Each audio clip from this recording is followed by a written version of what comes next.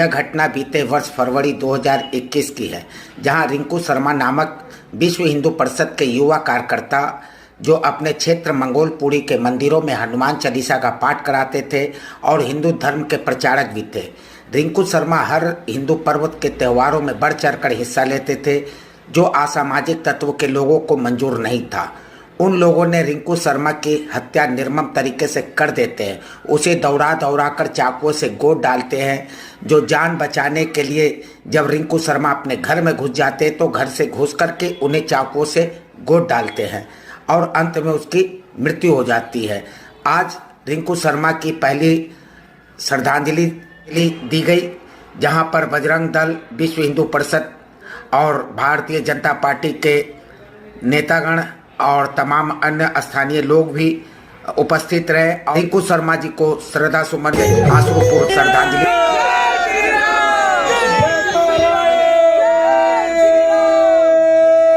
वीर बजरंगी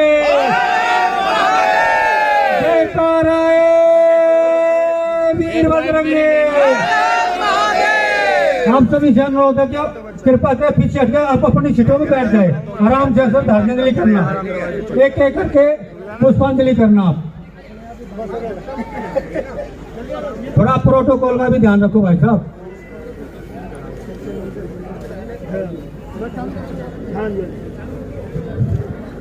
मैं विश्व हिंदू परिषद के और बजरंग दल के सभी कार्यकर्ताओं से प्रार्थना करता हूं कि व्यवस्था को संभालें। और जब समाज के लिए आप खड़े होंगे, धर्म की रक्षा आप करेंगे तो धर्म आपकी रक्षा अपने आप करेगा। दिल्ली के अंदर ये क्या रायता फैला रखा है आप लोगों ने, फ्री फ्री फ्री फ्री। अरे फ्री के चक्कर में हमारा राम भक्त मारा गया, फ्री के चक्कर में अंकित सक्सेना मारा गया, फ्री के चक्कर में डॉक्टर नारंग की हत्या हो गई।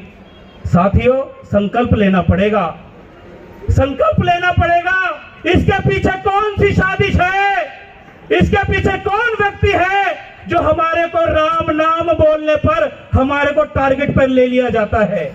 साथियों, रिंकू शर्मा हनुमान चालीसा कार्यकर्ता था।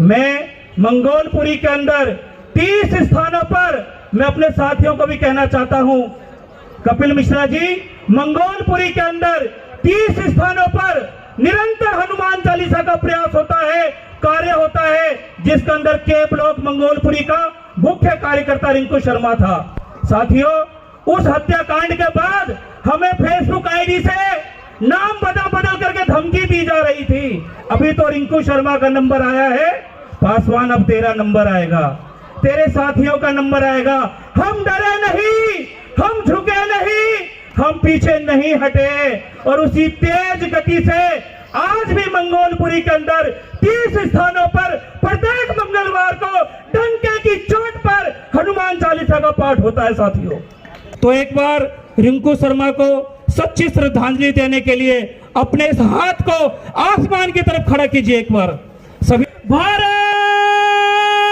माता की जय, श्री राम, जय जय श्री राम। कहनी है एक बात जरा सी, मुल्क के पहरेदारों से, संभल के रहना अपने घर में, छुपे हुए गद्दारों से। धन्यवाद, जय श्री राम। देखिए, किशन भारवाड़ जी के मामले में जो ये चीज बिल्कुल खुलकर सामने आ गई है, यहाँ पर लिस्ट बना के मारा जा रहा है लोगों को देश में। किशन भारवाड़ जी का जो हत्या हुई, जय श्री राम, भारत माता की। गुजरात एटीएस ने जांच करी है। रिंकू शर्मा अमर रहे, रिंकू शर्मा मस्जिद में से हथियार दिए गए। रिंकू शर्मा, मुझे लगता है यही पैटर्न है जो इन सभी मामलों में, चाहे वो किशन भारवाड़ जी का मामला हो, रूपेश पांडे जी का मामला हो, ये लावण्या को जिस प्रकार से धर्म परिवर्तन के लिए पहले फोर्स किया गया फिर आत्महत्या करनी पड़ी है, ये मामला हो, रिंकू शर्मा जी का मामला हो, इस मंगोलपुरी में हीरा गुजराती जी का जो हत्याकांड है, ये सब मामलों में ये समझ में आ रहा है कि लिस्ट बनाकर लोगों को मारा जा रहा है, हिंदू धर्म के लिए काम करने वाले लोगों को मारा जा रहा है।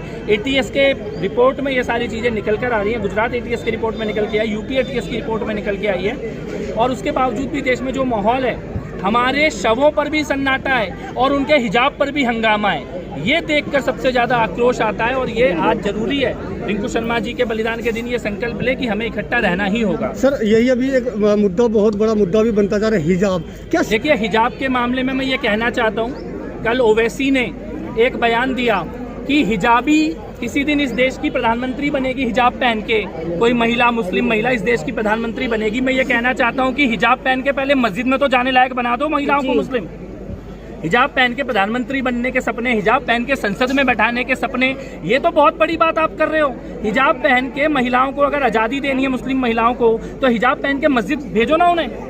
अभी तक तो मस्जिद जाने की आज़ादी नहीं है, तुम्हारे साथ खड़े होकर नमाज पढ़ने की आज़ादी नहीं है, और तुम्हें स्कूल में, कॉलेजों में हिजाब क्यों घुसाया जा रहा है, ये समझना होगा। ओवैसी को मैं यहाँ से ये कहना चाहता हूँ कि तुम्हारे ये हिजाबी और नमाजी प्रधानमंत्री बनाने के सपने, ये 4 मीनार की दीवारों के अंदर टूटकर बिखर जाएंगे। इस देश में ये सपने कभी सच नहीं होने वाले हैं ओवैसियों के। हिजाबी या नमाजी इस देश का प्रधानमंत्री कभी नहीं बनने वाला है। और ये तालिबान स्टूडेंट थे, तालिबान, हमें यह याद रखना होगा, तालिबान स्टूडेंट थे। इस्लामिक कानून को लागू कराने के लिए जो स्टूडेंट सड़कों पे उतरे वही तालिबान थे। आज अफगानिस्तान को बर्बाद कर दिया है, पाकिस्तान बर्बादी के कगार पर खड़ा है, और भारत में ये तालिबानी एक्सपेरिमेंट किया जा रहा है। ये हिजाब लाने की लड़ाई नहीं है, ये शरिया लाने की लड़ाई है।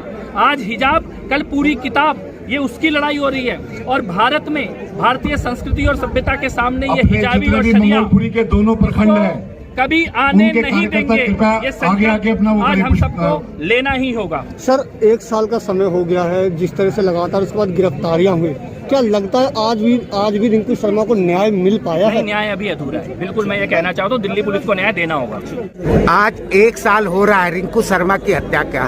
क्या इस पर जो लीपापोती की जा रही है या इनको इंसाफ मिलेगा आने वाले इंटरव्यू को? देखिए, कोई लीपापोती नहीं कर सकता है। रिंकू शर्मा को इंसाफ मिलेगा और दुनिया की कोई ताकत उसको इंसाफ लेने से रोक नहीं सकती। आखिर उनके परिवार वालों को क्या पसंद दिया जा रहा है, क्या उनको?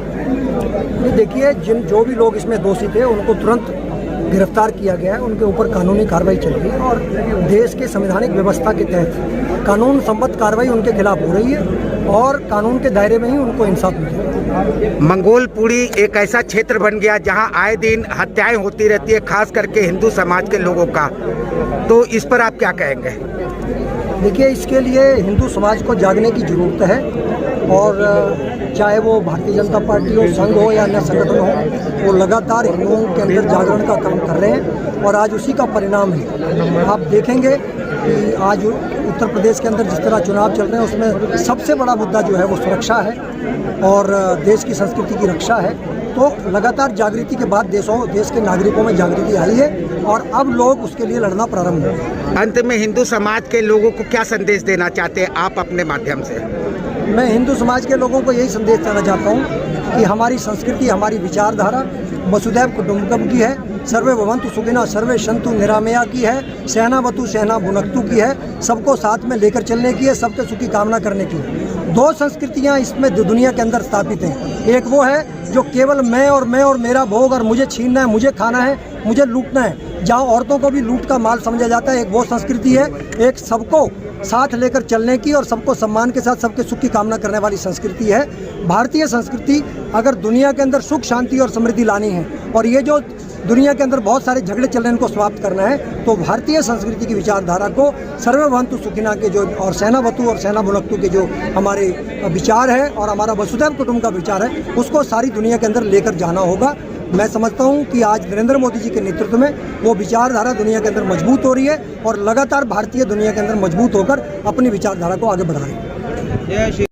जब तक इसी तरह निरंतर प्रयास करता रहेगा, और जिस दिन हिंदू जाग जाएगा, ये मंच लगने बंद हो जाएंगे, क्योंकि मंच की जरूरत जब नहीं रहेगी। मंच की जरूरत अभी इसीलिए है कि हिंदू जाग नहीं रहा, हिंदू एक नहीं हो रहा है, जिसके कारण ये मुगलों की औलाद हिंदुओं की निरंतर हत्याएं करते जा रहे हैं। जो भी एक भी कोई कार्यकर्ता अगर मजबूत होता है, हिंदुत्व की आवाज उठाता है, तो उसकी हत्या ये कर देते हैं मिल करके, और उनको सपोर्ट मस्जिद और मदरसों से मिलती है। और हम हिंदुओं को जगाने की पूरी कोशिश कर हैं कि जिस दिन हिंदू जाग जाएगा मंच लगने बंद हो जाएंगे और इन मुगलों की औलादों को उन्हीं की भाषा में जवाब दिया जाएगा। बजरंग दल विश्व हिंदू परिषद दोनों लगा हुआ हिंदुओं को जगाने में। जब हिंदू जाग जाएगा ना तो श्रद्धांजलि हमारे कार्यकर्ताओं को नहीं दी जाएगी, श्रद्धांजलि उनके परिवार वालों को दी जाएगी जो इस प्रकार का घोर अपराध करते हैं हिंदुओं के साथ।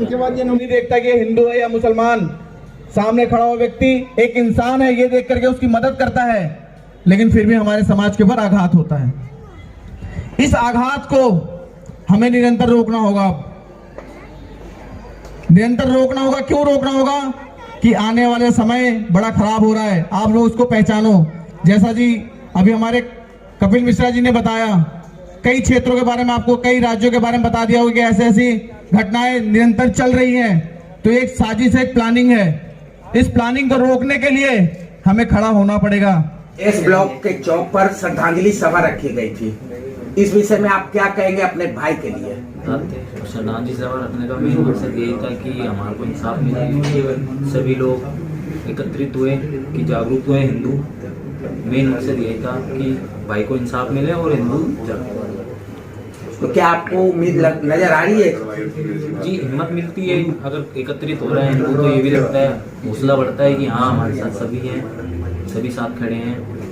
कौशल भैया भी खड़े हैं, जी और मेरे भैया भी हो गए और भी सभी लोग हो गए।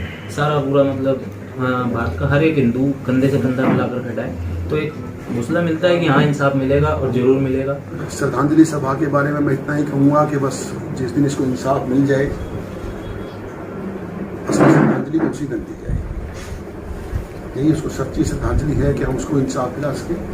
जिन्होंने उसकी निर्मम हत्या की उनको कानून के माध्यम से सजा दिला सके। मंगोलपुरी क्षेत्र में आए दिन हत्या होती रहती है, इस पर प्रतिबंध कैसे लगेगा? देखिए, ये विषय प्रतिबंध तो एक न्यायिक प्रणाली है जहाँ ये सारा स्थानीय पुलिस का काम है। लेकिन मैं एक बात अवश्य कहूँगा, अगर आपने ये सवाल मेरे से किया है तो मैंने हमेशा एक बात कही है, जितने भी हमारे युवा साथी हैं हिंदू परिवारों के, जो भी साथी इस आवाज़ को मेरी को सुनेंगे, मैं हमेशा एक बात कही कि अपनी आँख और कान खुले रखें। कान का मतलब है कि कोई हमारा साथी किसी पर अगर किसी प्रकार का कोई जुल्म किया जा रहा है तो हम उसकी चीख पुकार को अपने कान के अंदर सुने और उसका सहयोग कराने का वर्णन है। अगर किसी के साथ कुछ गलत हो रहा है और हमारी आंखें देख रही हैं तो हम सिर्फ देख कर उसको सोशल मीडिया के माध्यम से उसका विरोध नहीं करना है, हमने उसी वक्त उसी मौके पर उसका विरोध करना है। मैं ये नहीं कहूँगा किसी से कि आप कोई जुल्म करो, लेकिन मैं ये जरूर कहूँगा कि जुल्म बिल्कुल नहीं सहना है। हम सिर्फ प्रशासन के सहारे नहीं बैठ सकते हैं, हमें इसके लिए अपने आप को मजबूत करना होगा, एक रहना पड़ेगा, एक दूसरे की आवाज़ सुननी पड़ेगी, एक दूसरे के आँख और कान बनना।